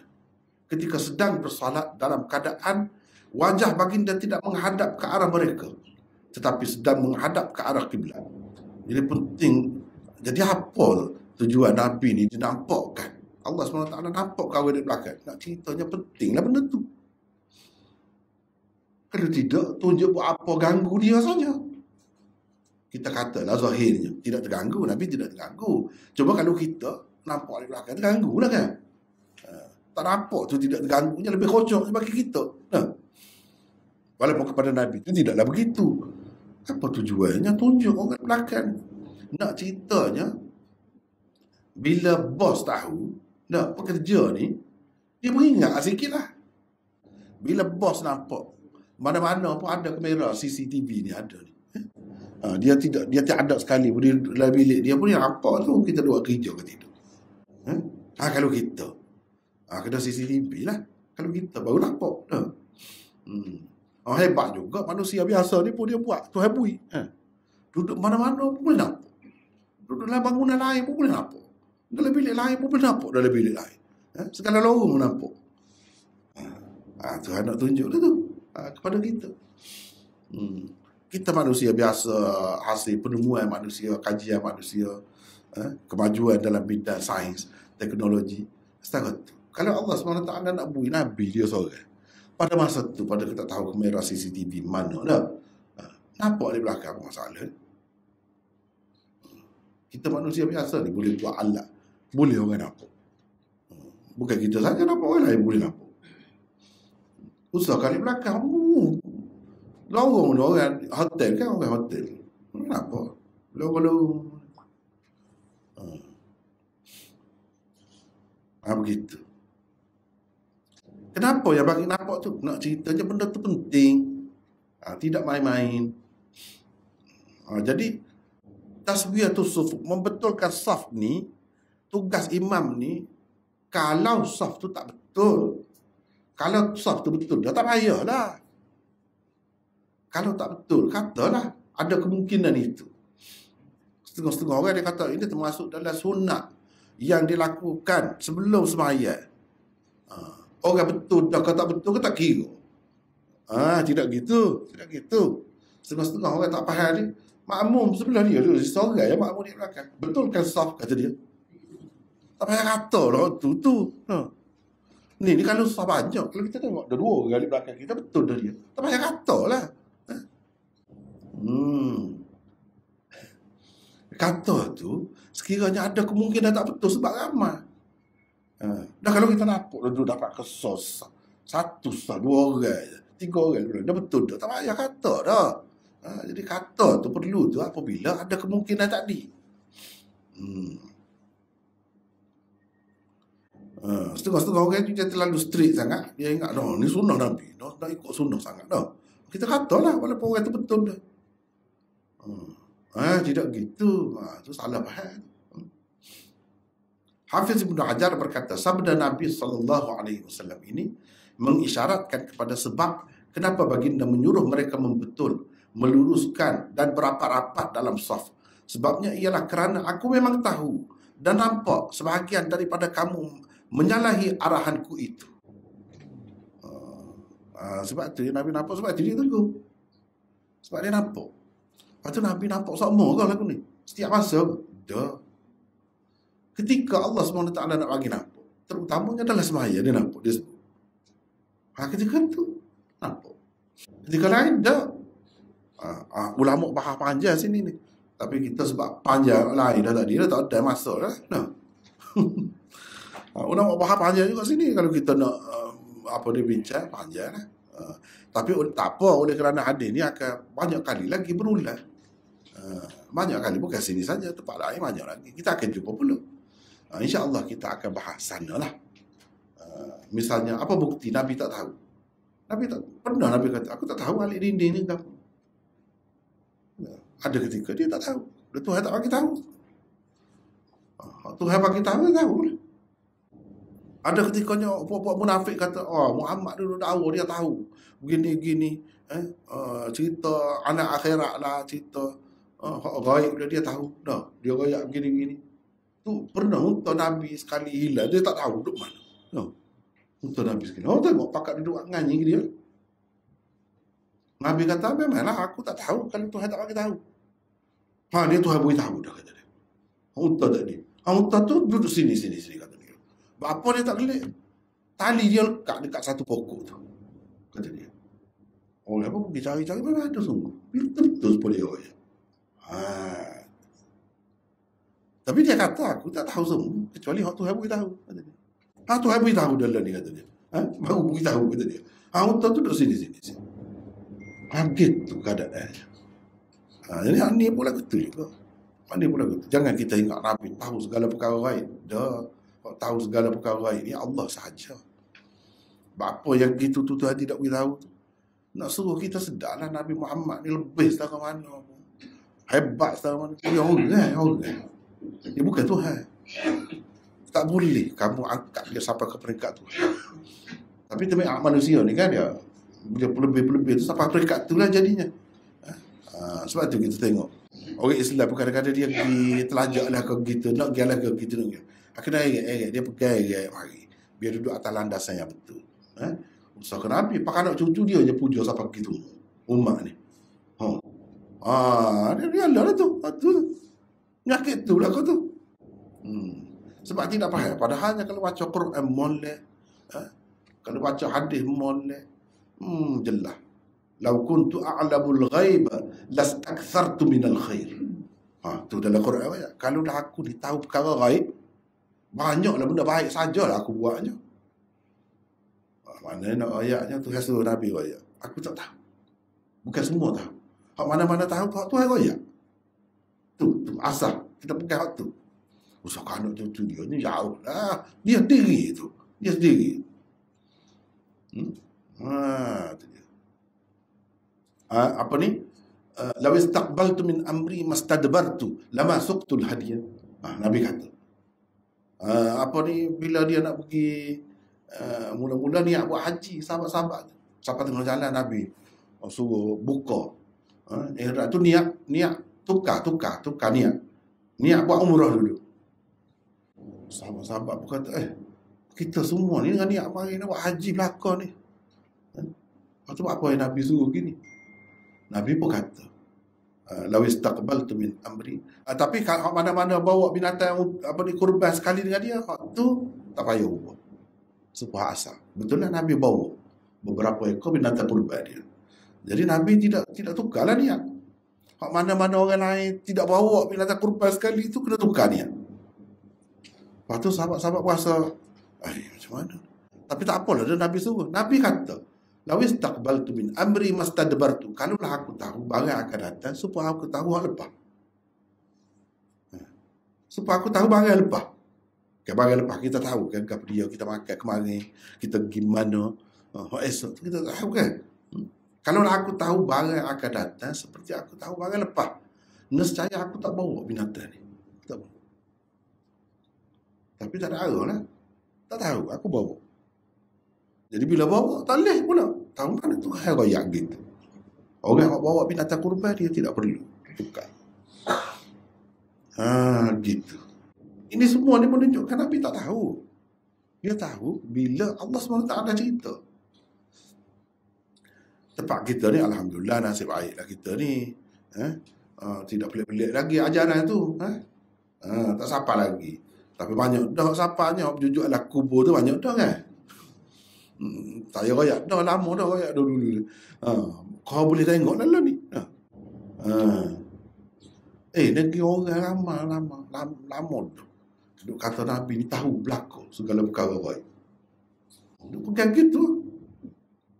Balah pula. Kini. Dia kata Nabi tahu belakang.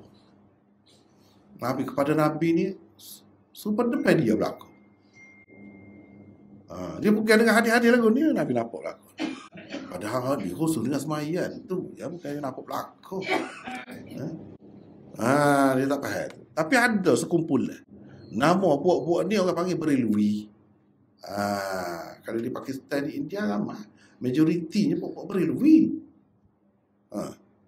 Hak tidak faham lagu tu minoriti sana. Bunyi kata ahli sunnah 90 berapa peratus. Ahli sunnah pecah berapa pula. Ni masalahnya. Sebab tak ikut Quran dengan sunnah dengan mulai. Tak ikut main fikiran dia. Saya ke Nabi telajak ni. Sabar akak Nabi tu 10 lebih. Sampai ke peringkat Tuhan. Dah bui tahu perkara baik apa tu. Tidak bui sifat Tuhan kata tu. Tak ada dah basyariyah Rasul. Innama ana basyarun mithlukum. Lupa dah tu. Padahal dalam Quran Tuhan suruh royak, aku ni manusia, supaya kamu manusia, supaya kamu. Tengok, kamu makan, aku makan. Kamu sakit, aku sakit. Supaya kamu. Tak ingat dah. Nabi ni bukan sebarangan orang. Mari apa nama dia, bunga-bunga dia apa dia? Nur Muhammad apa dia? Ya dah tu. Bunga-bunga dia dah tu. Orang yang percaya kepada Nur Muhammad kan dah. Ya dah tu. Cuma tidak banyak lagi tempat kita. Kalau banyak siapa ke peringkat tu? Susah lah. Susah. Nama saja ahli sunnah. Tu di Turki-Turki tu. Beri Louis saja. Orang banyak ahli sunnah.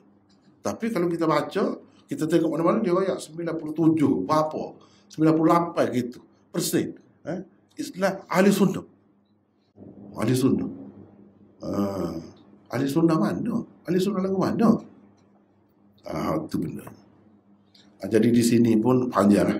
Oleh kerana masa tidak mengizinkan kita setakat itulah dulu hari ini.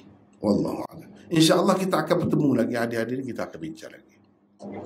Ada soalan? Okey. Assalamualaikum. Waalaikumsalam. Nak tanya pasal nisfu Syaban. Setakat mana tu yang diajar oleh Nabi untuk kita ibadat malam nisfu? Sebenarnya tak ada satu. Begitu ya saya boleh kata. Saya tulis panjang. Sini ada ke tidak? 99 usul dirayah. Dalam tu bicara. Kalau nak detail, saya faham segala hadis-hadis ni. Tak ada satu pun yang sabit. Kalau yang sebut tentang ada kelebihan malam ni, baca gini ada kelebihan ni, esok moleknya kita kena puasa ke apa. Betul lah ni sebut kan dia Ayyamul Bid. Ayyamul Bid tu, kalau kerana Ayyamul Bid kita puasa tu memang tak ada jadi masalah dah waktu tu. Tapi setengah orang sekala-sekala biasa-biasa ni tak puasa pun. Tapi bila tiba ni ada kelebihan ni esok tak puasa. Padahal sekarang lagi tak puasa. Itu tak kena. Itu tak kena. Kalau kerana bulan Syaban ni sebut Syaban ni apa pun sembahyang kau malam tu baca Yasin kau apa tak ada semua. Tak ada semua. Semua bid'ah. Semuanya bid'ah. Sampai begitu sekali lah. Itu hak kata ahli sunnah tu. Hak kata nak pakai Quran ada pakai hadis tu. Tapi tak ada gapo dalam hadis pun dia pakai kau. Situlah kena apa nama kita orang mengajar hadis ni kena jagalah. Tak ada asas satu. Keliru. Kalau baca buku saya tu saya jelas. Ada orang kata so tu pun tak ada. So tu. Tak betul, bukan gitu maksud dia. Baca tu tahu. Ada dah panjang dah. Cerita pun panjang dah. Jadi secara ringkasnya gitulah. Tak ada apa pun kelebihan. Seperti bulan-bulan lain. Kalau cerita tukar takdir lah. Malam ni lah yang menentukan takdir nasib manusia apa semua. Tak karut lah. Ni semua nak mengalihkan perhatian umat Islam daripada nisfu, daripada Lailatul Qadar kepada nisfu. Nak suruh besar nisfu lagi daripada Lailatul Qadar. Semuanya itu sebenarnya. Perancangan musuh. Nak pergi ke situ. Itu secara ringkas lah. Lailatul Qadar tak pasti kan? Tak pasti. Malam ke berapa Lailatul Qadar? Nisfu Syaban mesti ke tidak? Pasti ke tidak? Pasti, jelas. Dan kalau kelebihannya dapat support dengan Lailatul Qadar, baik tekan hot ni. Apa perlu tekan penat, nak malam, kena jaga, no. Baik hot ni. Tentu, pasti. Dia nak pergi tengok. Penipuan. Ni penipuan ni. Bahaya, syaitan punya pasal, punya kerja. Kena faham tu, setengah orang yang tak faham. Bukan dia, apa ni? Tak faham. Ni permainan Syiah. Ni sebut Syaban tu Imam Mahdi dia lahir. Tu. Dia jadi besar sangat tu. Dia jadi mulia sangat tu. Kau tu, kita tak tahu cerita. Lepas tu, no. Lailatul Qadar. Dia nak alih kelebihan Lailatul Qadar. Mari letak ni sini. Biar letih dah kita. Dah puasa 3 bulan, letih lah dah. Bulan Rejab lagi puasa. Panjang bulan Rejab. Siapa suruh? Sebab kita tak ngaji. Kalau kita ngaji tahu tak? Sayyidina Umar marah. Siapa kalau orang puasa bulan Rejab tu dia suruh makan. Kalau tak makan ini aku bayar tangan. Siapa gitu? Kita dah menang. Tak ada masalah. Tapi hak ni apa ni Lailatul Qadar tadi tak pasti. Cuba fikir. Mana orang nak? Lama-lama orang akan pilih hak ni. Kalau kita tak jaga mol ni. Kalau kita tak beri faham mol ni pada masyarakat. Orang akan pilih ni sepuluh lah. Sebab dia jelas semalam kalau kita tahu kelebihan dia disebut kan lebih pada Lailatul Qadar lagi. Apa tak saya buat ni? Itu bahaya tu. Kita beragama ni bukan kerana benda tu tak ikut Nabi royak, dalam Quran royak. Baik. Ada lagi? Assalamualaikum. Waalaikumsalam. Hari Jumaat kita azan 2 kali. Yang kita tahunya dalam masa Jumaat. Dan zaman Nabi azan sekali ya. Bila waktu Zuhur masuk, Nabi naik ke atas mimbar, baru azan Zuhur dikumandangkan. Tanya bila Nabi semayang sunat Qobliyah Jumaat, dan ada ke tidak Jumaat ni Qobliyah dan Jumaat di pagi Jumaat tu? Begini ya. Yang pertama yang keduanya. Yang keduanya, bila kata di luar pada di luar kan, terutama Mesir dengan negara sekarang ni Israel ganya apa ni Palestin ni, apakah mereka tu juga apa ni menganut Brandwi tadi? Siapa? Ni buat Arab. Palestin. Dan ni buat Arab yang tak sokong perjuangan Hamas ni. Ada lain. Itu soalan. Ya. Jadi yang pertama tu azan 2 kali itu zaman Sayyidina Uthman. Tidak jadi masalah. Kita boleh ikut pun. Sebab itu termasuk dalam sunnah Khulafa'ir Rashidin. Sunnah Khulafa'ir Rashidin. Setengah-setengah orang dia kata bid'ah. Bid'ah tu. Tak boleh juga main bid'ah. Semata-mata bid'ah ni tak boleh juga. Kena tengok dulu kiri kanan. Kena tengok kiri kanan. Kalau macam Hasan ni tak betul kalau orang kata bid'ah. Sebab apa? Sebab Nabi sendiri kata sunnah Khulafa'ur Rashidin. Alaikum bisunnati wa sunnatil khulafa'ir rasyidin al-mahdiyin. Kan? Itu hadis Nabi. Kamu kena ikut sunnah aku dan sunnah khulafa'ir rasyidin. Dan Nabi sebut sunnah. Maknanya kalau di zaman Nabi tak pernah buat, tapi kalau sahabat tu buat, kita kena bersangka baik. Imam Syatibi, orang yang bincang secara detail lah, secara halus lah tentang bid'ah, tentang sunnah ni. Dia sendiri pun kata itu tidak bid'ah. Itu termasuk Nabi sendiri, dan Nabi sendiri sebut sunnah Khulafa'ur Rasyidin. Bukan sunnah dia, sunnah Khulafa'ur Rasyidin. Tapi Nabi suruh tu. Suruh pegang teguh tu. Sebab itu tidak termasuk dalam bid'ah. Jadi boleh lah. Jadi nak kata bid'ah, bercanggah lah dengan Nabi kata tu. Nabi dah kata sunnah. Sunnah ni benda boleh. Dan dia sebut sunnah Nabi mana suku, sunnah Khulafa'ur Rasyidin suku. Mana kalau katakanlah memang tak ada lah Nabi. Tak ada. Tak ada kata, tak ada pernah hajar macam tu. Kita kena bersangka baik. Mereka buat tu kiranya mereka tahu dah lah daripada Nabi. Gitu. Sebab itu mereka buat. Kalau katakanlah memang tak ada Nabi pun, itu sunnah Khulafa'ur Rasyidin. Tak boleh kata bid'ah. Sebab apa? Sebab Nabi kata begitu. Itu kelebihannya. Beza tu Khulafa'ur Rasyidin dengan khulafah lain. Khilafah Uthmaniyah pun khulafah juga. Khilafah juga. Apa panggil kan? Tapi lagu tu kan? Dia Khulafa'ur Rasyidin. Itu soalan yang pertama. Soalan yang kedua, sebelum masuk waktu zuhur, sebelum masuk waktu zuhur, mana band? Mana tak masuk waktu lagi kan? Gini, kita kena faham. Di hari Jumaat ni ada khilaf ulama. Kalau mungkin ikut Imam Ahmad kan ada, waktu Jumaat tu masuk lebih awal lagi. Sebelum gelincir matahari masuk dah. Jadi tak ada masalah lah kalau beban untuk jemaah masuk dah. Itu satu jawapan. Lepas tu kalau semaya apa dia qabliyah, kalau kita terima semaya qabliyah ada, bagi orang yang kata ada, macam mana nak semaya qabliyah tak masuk lagi waktu? Masuk dah lah. Kalau mengikut Imam Ahmad masuk dah pukul 11 termasuk dah. Kalau tempat kita sini pukul 11 masuk dah. Jadi nak semaya qabliyah tak ada jadi masalah lah. Itu bagi orang yang kata semaya di zaman Nabi SAW best sekali ya. Jadi apabila masuk waktu, bila masuk waktu tu, lepas tu Nabi terus khutbah. Masa mana nak semaya qabliyah? Itu masalahnya. Bagi orang yang tak terima ada qabliyah tu sebab dia kata itulah benda.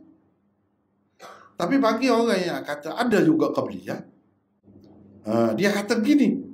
Kita bagi ruang belakang kepada semua orang. Dia kata begini. Ada sahabat masuk, dia tak semaya lagi, Nabi suruh semaya.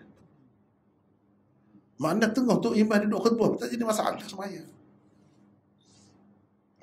Gitu. Dia kata lah. Tapi saya kurang setuju lagu tu kan. Hak Nabi suruh semaya tu tahiyatul masjid. Bukannya qabliyah. Bukannya qabliyah. Kita kata kalau pakak duduk semaya belakang masa tu baru pergi dah. Jadi untuk imam dia nak ceramah, nak khutbah pun tak sedap dah. Orang duduk semaya belakang macam tak ada apa pun dia. Pula jadi begitu. Jadi hak semoleknya tak salah pada ketika tu. Tak salah. Tapi bagi orang yang kita sekarang ni, orang bang mula-mula tu masuk dah kawan waktu. Kalau masuk dah tak jadi masalah. Memang orang bang masuk waktu pun. Jadi kalau dia semaya qabliyah tak ada masalah pun. Dah masuk dah waktu. Bagi orang yang kata baru masuk lah waktu zuhur. Kalau kita terima pendapat Imam Ahmad tadi, sebelum tu masuk dah. Tak ada masalah. Nak semaya qabliyah tu. Tapi masalahnya ban dulu lah. Memang dia ban awal. Kalau mengikut Imam Ahmad nanti kita akan bertemu lah hadis dia tu. Bila kita bertemu kita akan bincang lah di situ. Jadi itu masalah khilaf. Masalah khilaf. Lagu tu termasuk dalam masalah khilaf. Tapi kalau tanya saya mana lebih kemah tak ada qabliyah. Gitu ya. Tapi kalau orang nak buat lah. Ada juga pendapat yang faham begitu. Habis itu. Yang ketiganya Walhasil qabliyah ba'diyah tu memang ada lah. khilaf. Ba'diyah memang ada, tak ada khilaf. Qabliyah ada khilaf. Gitulah. Kalau kita baca dalam syarah Bukhari apa ni pun memang gitulah sebutnya. Baik. Seterusnya yang ketiga tadi berelui ke tidak? Sana dia tak sampai berelui ke sana. Pengaruh dia tu tak sampai ke tanah Arab. Dia hanya ada tanah Ajam saja. Turki apa banyak. Iran apa tak kira lah tu. Kalau tanah Arab ni macam Iraq tu dia ada pengaruh Syiah kuat dah. Itu lain pula Syiah pula, pengaruh Syiah pula. Tapi Berelwi ni sebab dia pengasas dia di India. Mana Kedia dah, lewat dah. Kedia. Dia tak berapa sampai lagi sana. Tapi kalau di England, di Amerika, di mana orang Islam, ramai juga yang ikut Berelwi. Tapi kalau buat Hamas apa dia tak ada kena-mena. Dengan buat Berelwi ni tak ada kena-mena. Ya. Soalannya sokongan bangsa Arab kepada perjuangan Palestin ini tak sokong dari mana? Itu soalannya saya mesti tak sepatut begitulah kan. Tak sepatutnya. Sepatutnya kita orang Islam ni. Tengok kita yang jauh gini. Hari jemaah tu bukan main kan. Sampai sekarang ni masih lagi duduk kunut nazilah kan. Jadi sepatutnya mereka tu lah lebih kuat politik daripada agama lah. Jadi kalau lebih kuat politik daripada agama jadi lagu ni lah akibatnya. Itu pun masalah politik lah. Sama-sama dia. Tak boleh lah kena agama ni depan sama. Datang daripada segala-galanya. Baru senang. Gitulah jawapannya secara ringkas. Ada tanya. Ada. Tengok sekali dua ni perkembangan bekas lepas ni sebagai buli ni makin luar ni mana berduduk ramah kan. Waktu itu memang ada tanya kenapa kau tak lipat ni? Dia apa? Di kepia, sleep. Lambat.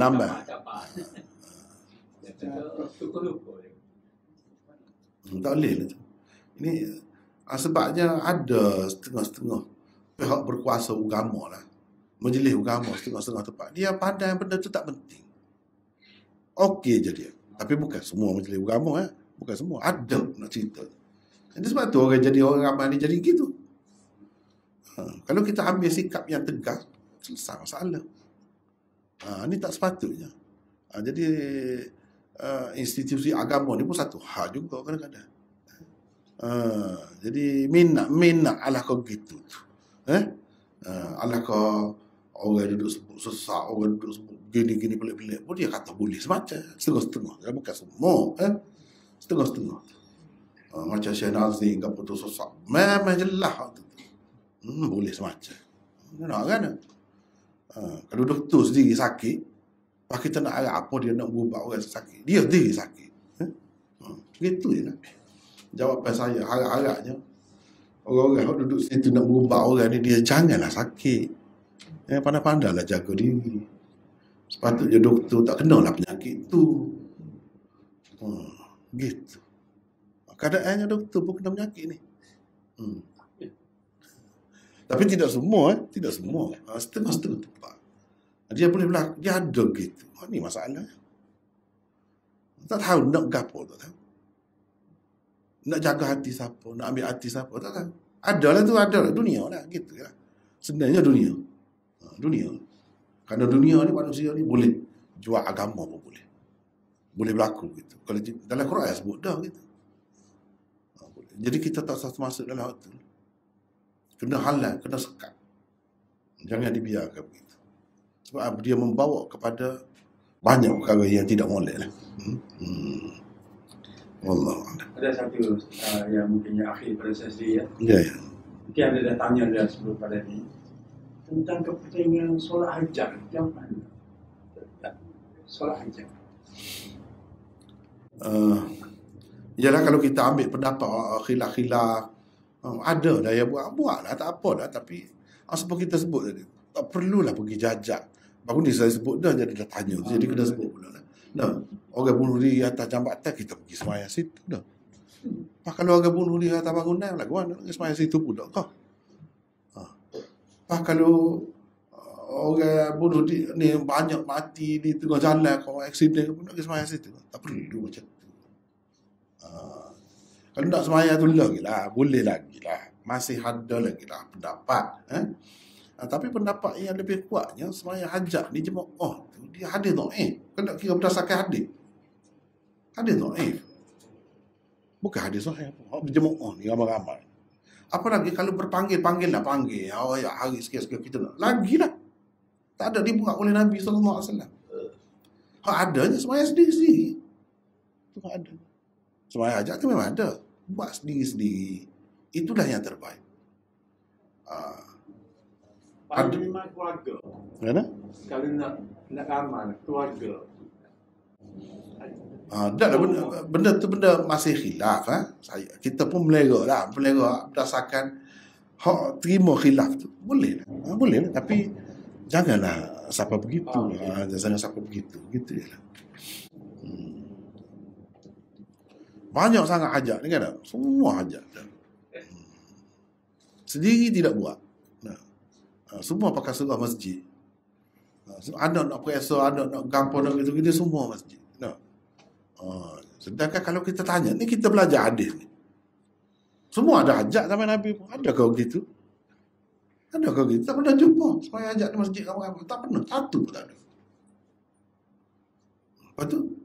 Tu kita kata. Kalau semayang mayat di masjid ada. Semayang mayat di masjid ada. Tapi biasanya semayang mayat pun bukan dalam masjid, di luar masjid. Tapi dalam masjid ada. Itu tentu ada. Ada sahih, ada. Tapi kalau semayang hajat ramai-ramai dalam masjid, banyak juga hajat orang sama itu bukan? Tak pernah ada. Gitu. Kalau kita betul-betul nak ikut cara Nabi, tu kan? Cuma kalau khilaf-khilaf tu pandangan ulama, kesimpulan yang mereka buat. Sekadar tadi lah. Yang kita sebelum ni kan kita dah berjumpa dah, Nabi pergi ke rumah sahabat tu, dia tak boleh pergi masjid kan. Dia minta Nabi pergi semaya rumah dia nak buat tempat semaya di rumah dia. Nabi pun pergilah. Mana kamu nak aku semaya? Sini. Lepas tu dia ikut di belakang tu. Itulah paling bagus hadis. Paling bagus, paling sahih kalau nak kata untuk semaya hajat jemaah ni, itulah kalau ada. Tapi tak jelas juga, dia tak sebut semaya tu semaya hajat.